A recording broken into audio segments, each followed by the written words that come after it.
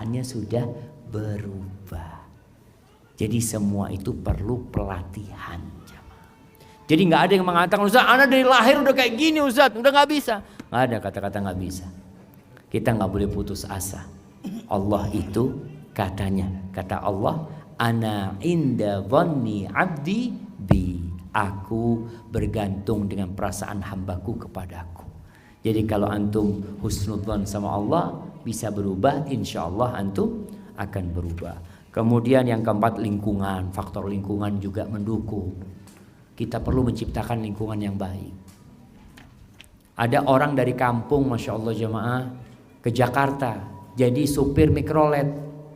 Kumpul tuh sama supir-supir mikrolet. Kira-kira ngomongnya pelan-pelan apa teriak-teriak jamaah? Teriak-teriak. Karena lingkungannya seperti itu. Dan kalau dapat lingkungan yang tidak mendukung, pindah. Kenapa disyariatkan hijrah? Ya karena tadi ada anak-anak yang lingkungannya ya minum, dia akan minum. Anak SD minum karena lingkungannya minum. Antum lihat doli yang di Surabaya yang sudah dihilangkan, embahnya pelacur, ibunya pelacur, anaknya juga pelacur, nyambung karena lingkungannya sudah seperti itu. Ketika dihilangkan lingkungan tersebut, alhamdulillah bisa berubah, bisa insya Allah. Adalah perubahan itu. Kemudian profesi. Orang ini profesinya menentukan jemaah. Orang yang profesinya sebagai pengembala kambing itu akhlaknya baik. Yang profesinya sebagai pengembala unta biasanya kasar. Biasanya kasar. Antum lihat supir pribadi sama supir bis malam. Sama enggak jemaah? Sama-sama supir. Tapi beda yang disupirin. Itu pun mempengaruhi. Ada orang yang kerjanya resepsionis. Kerjanya cuma buka pintu sambil tersenyum. Ada di mana? Di hotel atau di restoran cuma buka ahlan, fadhol, masya Allah. Sampai rumah dia tersenyum terus ya, ahlan. Karena sudah kebiasaan kayak gitu dia cuma. Kemudian teman juga mempengaruhi. Cari teman yang baik. Yang ketujuh, mencari-cari kekurangan diri. Insya Allah ini kita akan bahas pada pertemuan yang akan datang. Ustaz, tafadhal Ustaz. Kayaknya baterainya perlu diganti nih Pak. Iya, panitia mungkin kita perlu dihubungkan dengan bagian hotel untuk agar menggantikan baterai. Baik, jazakallah khair Ustaz. Barakallahu fikum. Barakallahu lana fikum bi'ilmikum. Atas semua yang disampaikan tadi sangat menarik ya, berkenaan dengan karakter ini dan banyak ilmu yang kita dapatkan, Masya Allah. Saya seperti sampai merasakan sesuatu yang baru Ustaz. Masya Allah. Masya Allah. Bid'ah Ustaz yang baru itu Ustaz. Itu ya apa? Kalau merasakan yang baru jadi bid'ah nanti gimana? Anda mau jadi anaknya. Insyaallah. Barakallahu fikum. Wa fikum wa barak. Baik, ini Ustaz ada pertanyaan. Sebelum saya lempar pertanyaan langsung, ini sudah ada tumpukan kertas pertanyaan di sini. Kalau memang nggak bisa dijawab semuanya, kita akan bawa kepada sesi tanya jawab berdua nantinya. Pertanyaannya Ustaz, bagaimana merubah karakter yang sering marah-marah dan bersuara keras jika bicara dengan ibu? Nah, ya kalau ini bahaya sekali jemaah. Allah Azza wa Jalla mengatakan wala taqul lahuma uffin wa qul lahuma qawlan karima. Allah melarang dan memerintahkan. Allah melarang dengan mengatakan jangan berkata uff. Uff ini kata bantahan yang paling rendah atau kata yang orang kayaknya nggak mau disuruh jamaah kemudian membantah, tapi rendah bantahannya itu jamaah. Dia masih mengamalkan. Kadang-kadang orang mengatakan ya, nggak boleh sama orang tua. Kalau ngomong sama orang tua itu wa qul lahuma qawlan karima. Buat ini.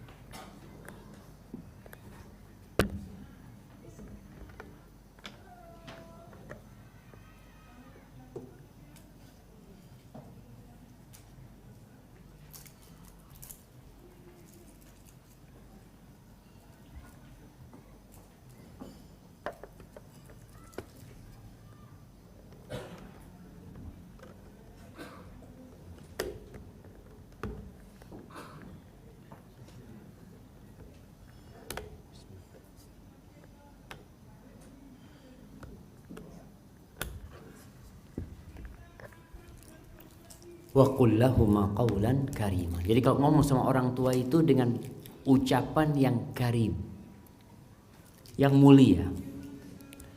Kata-katanya mulia, intonasinya indah.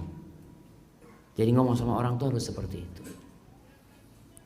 Bagaimana sekarang cara merubah karakter anak ini tadi? Mungkin kalau ngomong sama orang tua keras-keras, mulai diem. Ngomong sama orang tua, kalau mau bicara, diam dulu, berpikir. Ingat dengan firman Allah, aku disuruh berkata yang baik. Susunan kata-kata yang hendak disampaikan, mohon diucapkan di dalam hati dulu. Pantas tidak aku katakan buat orang tua? Sakit nggak orang tuaku kalau aku ngomong seperti ini? Ada orang yang Masya Allah, kalau ngomong sama orang lain baik, ngomong sama keluarga, sama orang tua kasar. Biasanya karena lupa dengan budi baik orang tua. Oleh jamaah kita itu nggak boleh merasa besar sama orang tua, tidak boleh. Antum tetap kecil. Antum tetap anak. Allah menyuruh kita berdoa, wa qur rabbirhamhuma kama rabbayani shaghira. Tiap berdoa antum mengingat shaghira, kecil sehingga antum terbentuk, ya anak ini masih kecil. Kalau mungkin antum berpendapat sekarang Ustaz, anak yang biayain orang tua, anak yang bantu orang tua, Allah suruh ingat ketika antum kecil. Antum alhamdulillah nggak dibuang ke got sama orang tua antum. Nah, bisa apa manusia? Bayi itu bisa apa sih jamaah? Bisanya cuma teriak-teriak nangis. Maka seorang anak yang tadi mungkin ngomongnya kasar, mengingat itu ya Allah ya. Allah murka sama dia. Sehingga akan membuat dia menahan diri ketika berbicara dan melatih. Usahakan latihan di depan cermin, latihan. Apa yang antum akan omongkan? Lihat, gini pas nggak ngomong sama orang tua seperti ini? Sekarang alhamdulillah jemaah. Dulu kita latihan ceramah di pondok itu suruh ngelihat cermin. Jadi kadang-kala ketawa-ketawa sendiri. Sekarang sudah ada handphone. Antum taruh nih handphone, selfie, video. Antum ngomong sama orang tua. Setelah itu antum lihat, cocok enggak? Kayaknya enggak ya. Kayaknya harus diganti kata-katanya. Setelah itu antum buang sampai dapat cara bicara yang baik sama orang tua sambil berdoa supaya dimudahkan. Hadza wallahu a'lam bissawab. Pertanyaan kedua, Ustaz, bagaimana cara menasihati suami yang suka marah? Mutunya pesanan. Masya Allah. Iya jemaah, harapan anak suaminya udah paham. Kalau sifat marah itu sifat yang buruk. Bahkan termasuk pilar akhlak buruk itu marah. Antum lihat orang yang membunuh karena marah. Setelah membunuh dia akan menyesal. Antum lihat orang yang keluar kata-kata buruk dari mulutnya. Ada suami yang akhirnya menceraikan istrinya ketika dia marah. Apa yang terjadi sama dia? Dia akan menyesal. Jadi kalau bagaimana menasehatin suami? Yang pertama, istri harus mengkondisikan. Bikin suami nggak marah. Aduh, ruwet sama suami. Kadangkala urusan sendok aja marah. Nah, alhamdulillah. Istri yang sudah hidup bertahun-tahun dengan suami, dia tahu dengan karakter suami. Dia tinggal catat.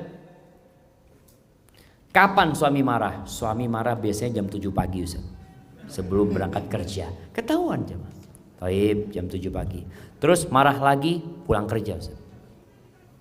Jam berapa? Jam 4. Oke, jam 7 sampai jam 4. Alhamdulillah. Dari jam 7 jam 4 kan nggak ada marah-marah. Syukur nanti. Iya, karena nggak ada suami di rumah Ustaz.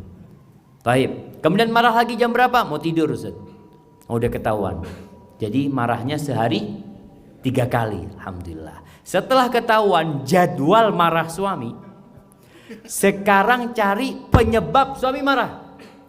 Udah ketahuan jadwalnya. Kalau pagi, pagi biasanya Ustaz urusannya apa kalau pagi? Kunci motor Ustaz.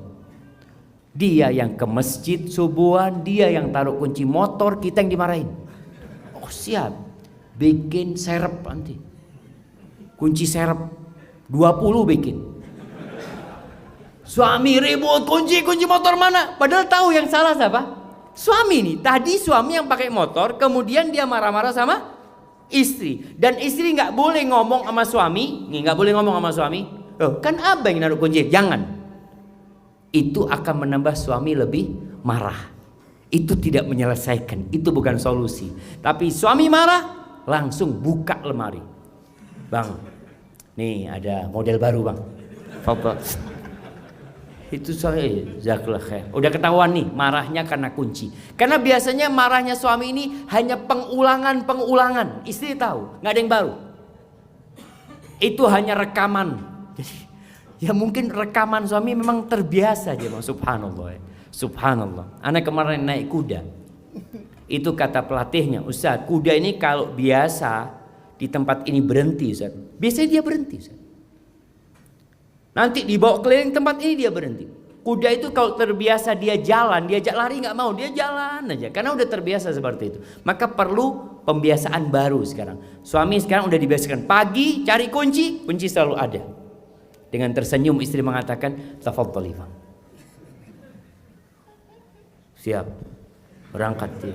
Dia mau melampiaskan amarahnya nggak jadi jemaah. Karena rekamannya harus marah pagi ini anak. Nggak bisa marah pagi ini. Berarti nanti pulang anak mau marah. Mungkin dia seperti itu. Sore apa biasanya?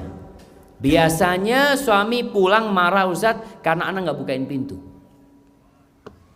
Udah tahu ke itu penyebabnya. Sekarang anti kalau anak kadang-kala perempuan nyusuin anak, jangan di kamar, duduk di depan pintu, nyusuin anaknya. Suami datang langsung bukain. Ahlan bang, tafadhal. Insyaallah. Tuh nggak marah lagi hari ini.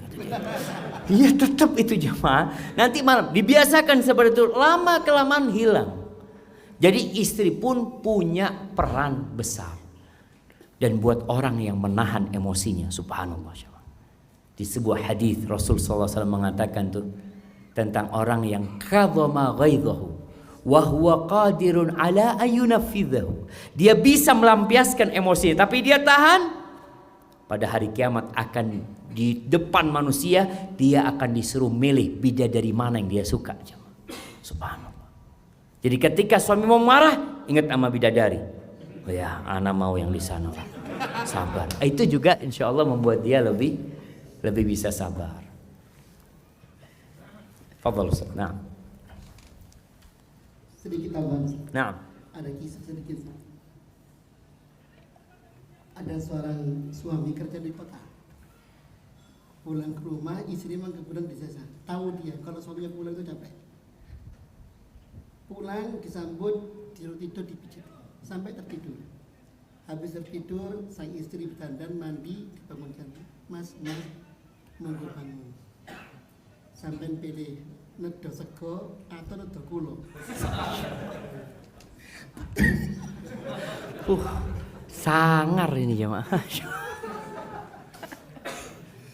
Gak pernah marah akhirnya. Akhirnya nggak pernah marah, masya Allah. Nedo kulo tak nedo sego. Masya Allah. Itu perlu dicontoh itu ibu-ibu ya. Masya Allah. Mudah-mudahan bisa dikerjakan terus. Kenapa cerita pribadi? Oh, wallahu a'lam, mana nggak tahu. Baik Ustaz, ada pertanyaan lagi Ustaz. Masih masalah suami Ustaz. Iya, model curhat ini.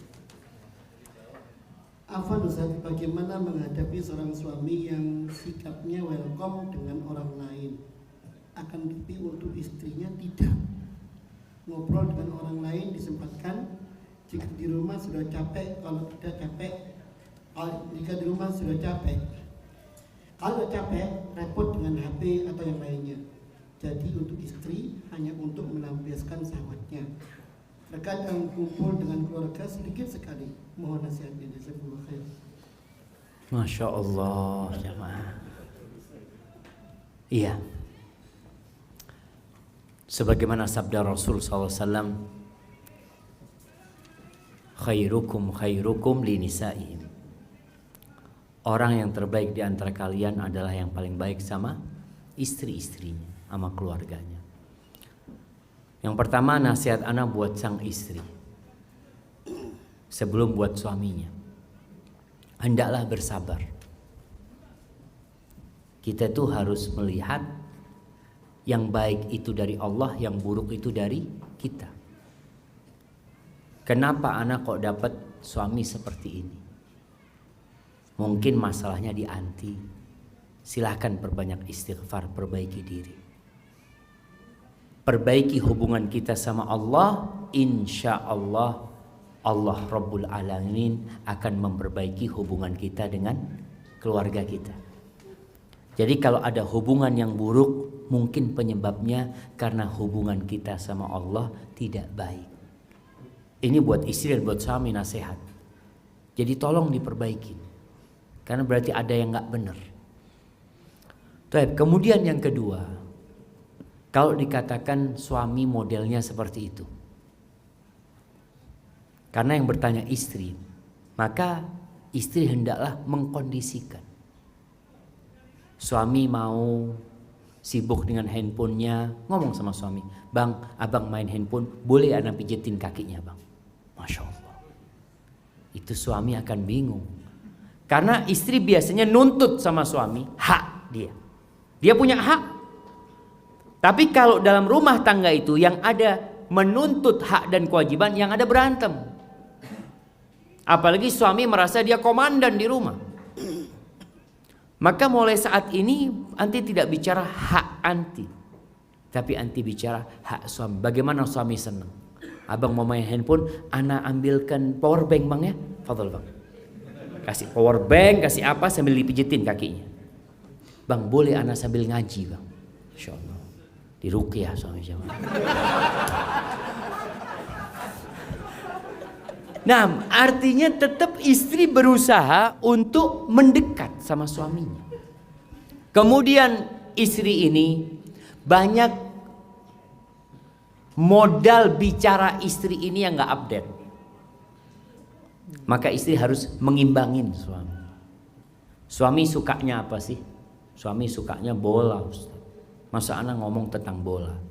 Ya paling tidak anti singgung lah. Bang, pertandingan lawan mana bang sekarang? Oh Masya Allah, langsung dia cerita. Iya. Oh berarti kan cocok kalau bicaranya tentang ini. Suami sukanya mobil, ngomongnya sama sohib-sohibnya mobil ini. Nanti coba ngomong, bang ada mobil baru keluar bang. Masya Allah. Dilihat istrinya, sejak kapan mengikuti mobil? Sejak abang suka sama mobil. Artinya ada hal yang perlu mengajak suami ini berbicara.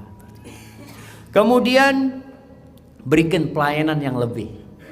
Kalau tadi dikatakan istri hanya menjadi tempat pelampiasan syahwat, nggak apa-apa. Karena salah satu tujuan nikah itu. Tapi bukan hanya itu. Mulai saat ini anti berusaha ketika suami pulang, anti dalam kondisi yang begitu indah, dengan parfumnya, dengan pakaian yang indah, ya. Ketika suami datang, mungkin hari ini dia tidak melihat. Ada suami yang sudah capek melihat istrinya, ana mau tidur, gitu. Siap bang, ana siapkan semuanya. Abang mau pakai, biasanya kalau di pesawat itu dikasih apa jemaah? Kasih anduk yang kasih air hangat. Fadhol bang, Masya Allah. Layani suaminya full service. Terus tambah tadi kata Ustaz. Mau nasi apa mau anak? Insyaallah. Artinya pelan-pelan diperbaikin. Tetap jamaah. Allah tuh ngajarin kita menghadapi setan dan menghadapi manusia. Menghadapi setan, a'udzubillah minasyaitonirrajim, nggak ada cara lain. Tapi menghadapi manusia yang mungkin melukain kita, yang mungkin menyakitin kita, apa kata Allah? Idfa' billati hiya ahsan. Balaslah dengan yang lebih baik. Fa idzal ladzi bainaka wa bainahu adawatun ka'annahu waliyyun hamim. Itu bisa berubah. Yang awalnya permusuhan, yang awalnya ketidaksukaan bisa berubah menjadi sesuatu yang indah. Dan istri harus optimis untuk hal itu. Husnudzon sama suaminya.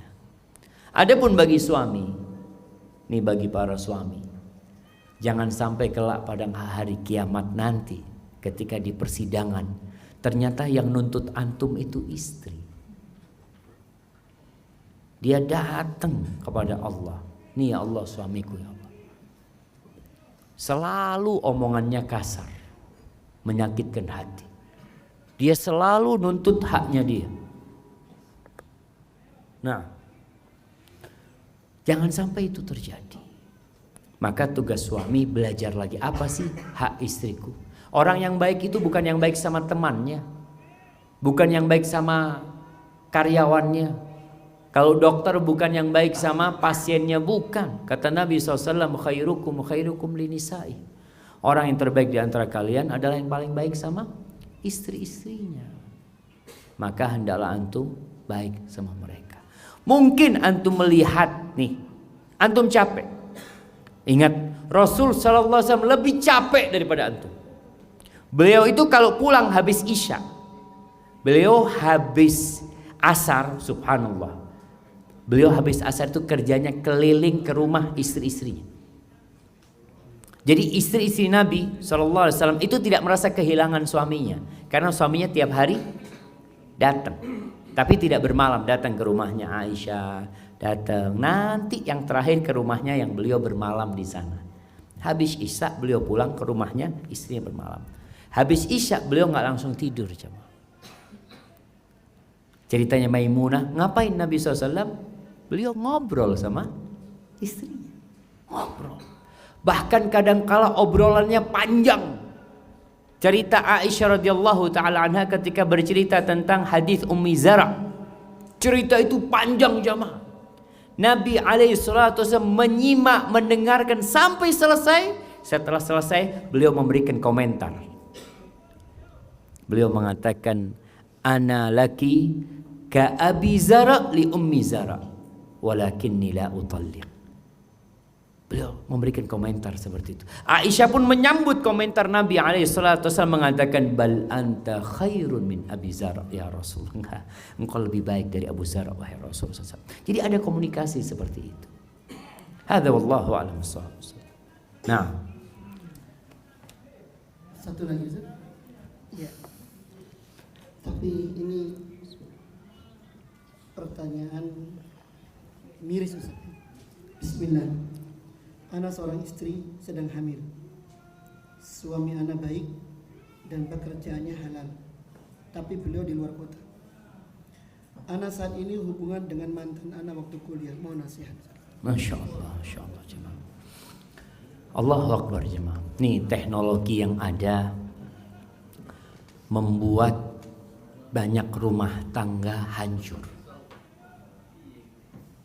Apa yang harus dilakukan? Ana sering kasih nasihat kepada pengantin baru agar dia membuat akun baru. Dia kalau memang perlu memiliki Instagram, Facebook untuk usaha, untuk apa, untuk mungkin silaturahim dengan kerabat-kerabat dia, tolong yang baru. Kemudian delete kawan-kawan yang memang tidak ada perlunya sama mereka. Buang kontak mereka. Kalau bisa nomor handphonenya buang juga, ganti nomor yang baru. Untuk menjaga. Banyak orang melakukan dosa itu bukan karena keinginan berbuat dosa, tapi karena ada kesempatan berbuat dosa. Maka kesempatan itu yang perlu kita tutup. Subhanallah, Al-Imam Ahmad bin Hanbal ya.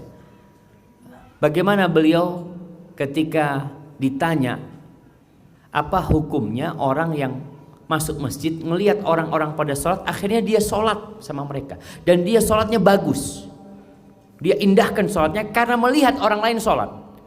Jadi bukan karena ingin dipuji oleh orang lain, tapi melihat kondisinya sangat menyenangkan gitu loh jemaah.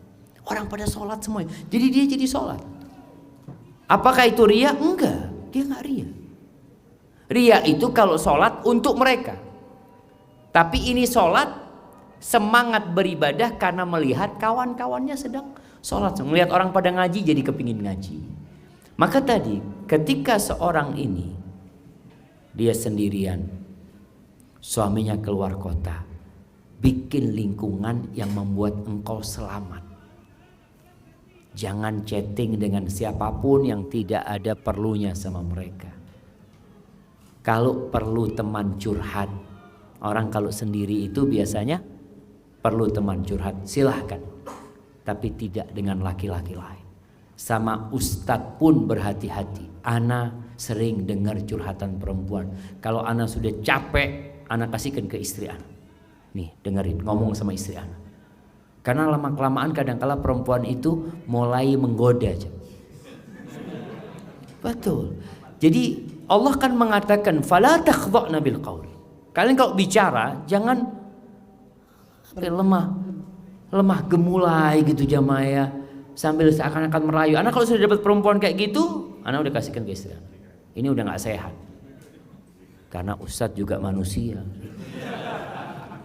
Nah, kita perlu jaga. Artinya anak pun harus menjaga seperti itu. Ini curhat urusan agama. Nanti apalagi kalau ngomong sama laki-laki tersebut hanya urusan dunia, tanya pagi ini masak apa, siang nanti mau makan apa anak kirimin ya. Astagfirullah. Maka tolong ditutup celah tersebut dan nanti bertobat kepada Allah Subhanahu wa taala.